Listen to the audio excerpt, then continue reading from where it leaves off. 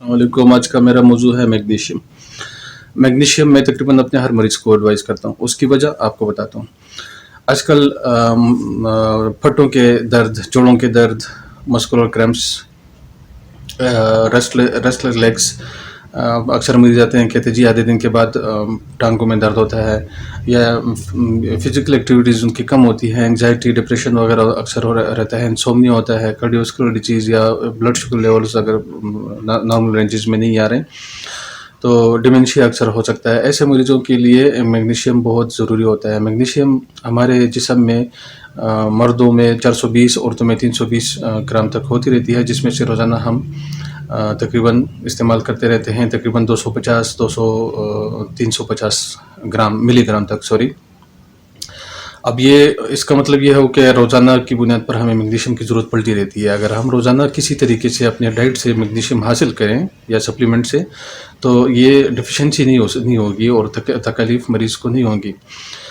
लेकिन अगर हमारी डाइट ठीक नहीं है, एग्जाइटी है या फिजिकल एक्टिविटीज़ हमारे मरीज़ की कम है, डिप्रेशन वगैरह है, या इसको वोमिटिंग डायरिया वगैरह हो गया, तो ज़ाहिर है मैग्नीशियम की बहुत शदीद कमी हो सकती है।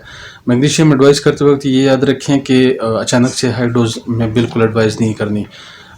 हो सके तो आरबीसी चेक करवा कर मैग्नीशियम लेवल चेक करवा कर लिया करें, और अगर ये मुमकिन नहीं है, जी मरीज़ की जेब इजाज़त नहीं दे रही, तो आहिस्ता आहिस्ता डोज बढ़ाएं, एकदम से हाई डोज ना दें, नहीं तो थोड़ी सी साइड इफ़ेक्ट्स हो सकते हैं। डोज जो है वो है 100 मिलीग्राम से 200 मिलीग्राम तक के दरमियान में। अपने मरीज़ को मैग्नीशियम एडवाइस करते वक्त ये उसकी सेहत को, ज़ाहिर है उसको सेहत को मद्देनज़र रखना चाहिए। ऐसा ना हो कि मरीज़ कमज़ोर हो और आप हाई डोज दे दें। तो बेहतरीन तरीका ये है कि उसको आहिस्ता आहिस्ता डोज बढ़ाएं। 2-4 दिन में, हफ्ते में थोड़ी सी डोज बढ़ा दिया करें। अगर ज़्यादा देर उसको खिलानी है मैग्नीशियम, अगर इमरजेंसी में देनी है तो भी उसकी इंट्रावीनस अगर देना है तो स्पीड स्लो रखा करें। एलोपैथी में मैग्नीशियम के लिए मुख्तलिफ़ किस्म की सप्लीमेंट्स मिलती हैं। तकरीबन हर गोलियों में मिल जाता है हमें मैग्नीशियम। एलोपैथी में कल्केरिया कार्क, मैग्नीशिया फोस, मैग्नीशिया म्यूर, मैग्नीशिया खालिस, मैग्नीशिया सिलिशिया, इन चीज़ों को स्टडी करें। इसमें से आपको इंशाल्लाह काफ़ी इमदाद मिलेगी। यह हमेशा याद रखें कि पोटेंसीज तब्दीली लाने के लिए पोटेंसीज नीचे रखनी ज़रूरी है। कुछ अर्सा 2-4 दिन, हफ्ता खिलाकर मरीज़ को अमूमन ज़रूरत नहीं रहती।